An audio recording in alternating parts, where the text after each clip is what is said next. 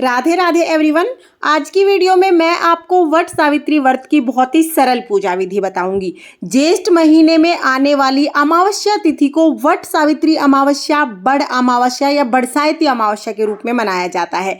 इस दिन सुहागिन महिलाएं अपने पति की लंबी उम्र, अच्छे स्वास्थ्य और उज्जवल भविष्य की कामना करते हुए व्रत और पूजन करती हैं। वट सावित्री व्रत के दिन वट वृक्ष यानी बरगद के पेड़ की पूजा की जाती है, जिसे बड़ का पेड़ भी कहा जाता है। आप अपने घर के आसपास जहां पर भी आपको वट वृक्ष मिले वहां पर ये पूजा कर सकते हैं। अगर आपके घर के आसपास वट वृक्ष नहीं है तो आप घर पर भी वट वृक्ष यानी बरगद के पेड़ की टहनी लाकर ये पूजन कर सकते हैं। उसका वीडियो भी चैनल पर आया हुआ है, आप उसे भी जरूर देखें। आज हम देखेंगे कि वट वृक्ष यानी बरगद के पेड़ के पास जाकर हम पूजन कैसे करते हैं। तो चलिए मैं आपको पूजा की बहुत ही सरल विधि बताती हूँ। सबसे पहले तो वट वृक्ष का कोई भी पत्ता लेकर हम अपने बालों में लगा लेंगे, या तो आप इसकी माला बनाकर भी पहन सकते हैं, यानी हमें वट वृक्ष के गहने पहनने होते हैं। उसके बाद जब भी हम किसी देव वृक्ष का पूजन करते हैं तो सबसे पहले जल सींचते हैं। तो यहाँ हम जल सींच देंगे। हो सके तो मिट्टी के कलश से आप जल सींचें, लेकिन अगर मिट्टी का कलश नहीं है तो आप तांबे या पीतल का कलश भी ले सकते हैं। जल सींचने के बाद देखिए हम पूजा करने के लिए बैठ जाएंगे। तो सबसे पहले तो जिस जगह पर आप पूजा कर रहे हैं वहाँ थोड़ी साफ सफाई कर लें। उसके बाद जल के छींटे लगाकर हम जगह को शुद्ध कर लेंगे। अब हमें गौरी मैया और गणेश जी की मूर्तियां बनानी होती हैं। तो वहीं पर देखिए जहाँ पर पूजा कर रहे हैं थोड़ी सी मिट्टी हम ले लेंगे, पिंड आकार में या गोलाकार में हम दो मूर्तियां बना लेंगे। आकार यहाँ मायने नहीं रखता है, हमारी भावनाएं मायने रखती हैं। तो जिस भी आकार में आप मूर्तियां बनाना चाहें उस आकार में आप मूर्तियां बना सकते हैं। मिट्टी की मूर्तियों का बहुत अधिक महत्व होता है, तो वहीं से आप थोड़ी सी मिट्टी इस तरह से ले लें और इस तरह से देखिए मिट्टी को इकट्ठा करके गोल गोल आप बना लें, या तो पिंडी आकार में आप बना लें। तो गौरी मैया और गणेश जी दोनों की मूर्तियां हम बना लेंगे। जिस जगह पर हम पूजा करेंगे वहां पर सबसे पहले हम रंगोली बना लेंगे, चौक पूर लेंगे या स्वास्तिक बना लेंगे। आपको अगर कोई रंगोली बनानी आती है तो आप रंगोली भी बना सकते हैं। मैं यहाँ पर सिंपल सा स्वास्तिक बना लूंगी क्योंकि मुझे रंगोली बनानी उतनी अच्छी नहीं आती है। तो यहाँ पर देखिए स्वास्तिक को बहुत शुभ माना जाता है। हिंदू धर्म में स्वास्तिक का बहुत अधिक महत्व है। तो कोई भी पूजा जब हम करते हैं तो स्वास्तिक जरूर बनाते हैं। उसके बाद हम स्वास्तिक के ऊपर ही गौरी मैया और गणेश जी को विराजमान कर देंगे। सबसे पहले जल के छींटे हम लगा देंगे। उसके बाद हम घी का दिया जलाएंगे। तो शुद्ध देसी घी का मैंने यहाँ पर दिया जलाया है। हम वस्त्र स्वरूप कलावा समर्पित करेंगे। आप जनेऊ लेके आए हैं तो जनेऊ समर्पित कर दीजिए। अगर आप वट वृक्ष के लिए कपड़ा लेके आए हैं तो आप कपड़ा इस वृक्ष के चारों तरफ लपेट सकते हैं। तो यहाँ पर हमने जनेऊ समर्पित कर दिया है। अब हम तिलक करेंगे। तो वट सावित्री व्रत सुहाग के लिए किया जाता है, इसलिए आप रोली से, चंदन से, हल्दी से, सभी चीजों से तिलक कर सकते हैं। हल्दी का उपयोग भी आप जरूर करें क्योंकि हल्दी को भी सुहाग सामग्री में ही शामिल किया जाता है और बहुत शुभ माना जाता है। इसलिए हम गौरी मैया को, गणेश जी को, वट वृक्ष को, सभी को रोली से, हल्दी से तिलक करेंगे। फिर हम चावल समर्पित करेंगे और उसके बाद हम फूल समर्पित करेंगे। तो देखिए अगर आपके पास फूल है तो आप फूल समर्पित करें। अगर आपके पास फूल नहीं है तो कोई बात नहीं, आप बगैर फूलों के भी ये पूजन कर सकते हैं। तो यहाँ पर मेरे पास फूल थे इसलिए मैंने फूल समर्पित कर दिए हैं। अब हम गौरी मैया को चुनरी समर्पित करेंगे। तो गौरी मैया हमने बहुत छोटी बनाई है। इस तरह से गौरी मैया को हम चुनरी स्पर्श करा के फिर वट वृक्ष पर हम ये चुनरी लपेट देंगे, या कहीं पर भी आप बांध सकते हैं। इसके बाद देखिए सुहाग का सामान हमें जरूर चढ़ाना है। चाहे आप 2 चीज चढ़ाएं, 5, 7, 9, 11, 21 कितनी भी चीजें चढ़ाएं, लेकिन सुहाग की चीजें आप जरूर चढ़ाएं।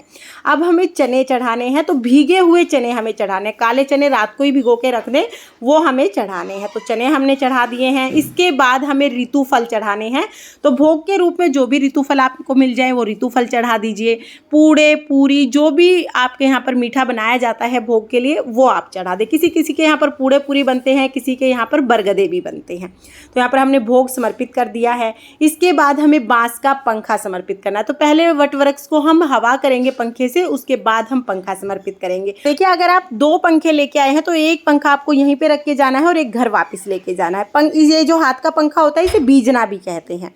इसके बाद हम दक्षिणा समर्पित करेंगे। तो कोई भी जब आप पूजा करते हैं दक्षिणा जरूर समर्पित करें क्योंकि दक्षिणा पूजा में रही कमियों को पूरा करती है। तो देखिए जब हम पूजा करते हैं अगर कोई पत्ता वट वृक्ष से गिर जाता है तो उसे हम पूजा में शामिल कर लेते हैं। तो यहाँ पर ये दक्षिणा मैं इस पत्ते पर ही रख दूंगी।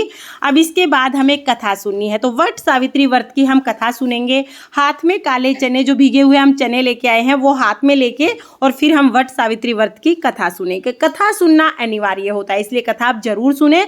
कथा का वीडियो मैं आपको चैनल में अलग से दे दूंगी, क्योंकि यहाँ पर अगर मैं कथा सुनाऊंगी तो फिर वीडियो बहुत लंबी हो जाएगी, इसलिए कथा का वीडियो मैंने अलग कर दिया है। वो उसका लिंक मैं आपको डिस्क्रिप्शन में दे दूंगी, आप वहां से देख लेना। कथा सुनने के बाद जो हमने हाथ में चने के दाने लिए हैं वो हम वट वृक्ष को, गौरी मैया को, गणेश जी को समर्पित कर देंगे। इस तरह से हमारी कथा पूर्ण हो जाएगी। अब इसके बाद हमें वट वृक्ष की फेरी लगानी है, यानी परिक्रमा करनी है। तो आप कच्चा सूत ले लीजिए या कलावा आप ले लीजिए, इसे लपेटते हुए हमें परिक्रमा करनी है। तो ऐसे हम बांध देंगे, एक जगह पर अटका देंगे इस तरह से, और फिर हम परिक्रमा करेंगे। तो देखिए, वैसे तो 108 परिक्रमा करने का विधान होता है, लेकिन आप अपने स्वास्थ्य के अनुसार परिक्रमा करें, कम से कम 8 परिक्रमा जरूर करें। और आप एक परिक्रमा तो कलावा या कच्चा सूत लेके करें। उसके बाद अगर धागा खत्म हो जाता है तो आप हाथ जोड़कर परिक्रमा कर सकते हैं। एक परिक्रमा कम से कम आप जरूर कच्चा सूत या धागा लपेटते हुए करें। इस तरह से हम परिक्रमा करेंगे। परिक्रमा करने के बाद फिर हमें आरती करनी है। तो देखिए, अगर आपको आरती आती है वट सावित्री व्रत की तो आप आरती कर लीजिए, नहीं तो दिए को इस तरह से 5 या 7 बार घुमाते हुए आरती का ही स्वरूप माना जाता है। इसके आरती करने के बाद हाथ जोड़कर पूजा में रही कमियों के लिए क्षमा याचना करेंगे और अपने पति की लंबी उम्र के लिए कामना करेंगे। तो आरती कर ली है। इसके बाद फिर हमें वट वृक्ष के गले मिलना है। जब भी हम किसी देव वृक्ष की पूजा करते हैं तो पूजा के बाद गले जरूर मिलते हैं। तो इस तरह से देखिए, हम वट वृक्ष के गले मिलेंगे और उसके बाद हमारी पूजा पूर्ण हो जाएगी। इस तरह से हमें वट वृक्ष की पूजा करनी होती है। फ्रेंड्स, वट सावित्री व्रत के दिन पूजा से पहले पानी भी नहीं पिया जाता है, बिल्कुल निर्जल ये पूजा की जाती है। पूजा करने के बाद ही जल ग्रहण किया जाता है। कुछ लोगों के यहाँ पर पूरा दिन व्रत किया जाता है और रात को व्रत खोला जाता है, और कुछ लोगों के यहाँ पर जब वट सावित्री व्रत की पूजा कर लेते हैं उसके बाद फिर अंजल ग्रहण कर लेते हैं। और देखिए, वट सावित्री अमावस्या के दिन आप ये पूजा किसी भी समय कर सकते हैं। कुछ लोग सुबह पूजा करते हैं, कुछ लोग दोपहर में पूजा करते हैं और कुछ लोग शाम के समय पूजा करते हैं। तो आप अपनी सुविधा के अनुसार किसी भी समय ये पूजा कर सकते हैं, लेकिन हमें निर्जल ही ये पूजा करनी होती है, ये बात आप ध्यान रखें। फ्रेंड्स, वट सावित्री व्रत से संबंधित सभी वीडियोज आपको चैनल पर मिल जाएंगी। सभी का लिंक मैं आपको डिस्क्रिप्शन में दे दूंगी, आप उन्हें भी एक बार जरूर देखें। और अगर ये वीडियो आपको पसंद आई हो, वीडियो अगर आपके लिए थोड़ी बहुत भी यूजफुल हो, तो प्लीज़ वीडियो को लाइक कर देना। और हम महिलाएं घर में तीज त्योहार कैसे करते हैं ये देखने के लिए मेरे चैनल को सब्सक्राइब कर लेना। फिर मिलते हैं किसी और वीडियो के साथ, तब तक के लिए जय श्री कृष्णा, राधे राधे।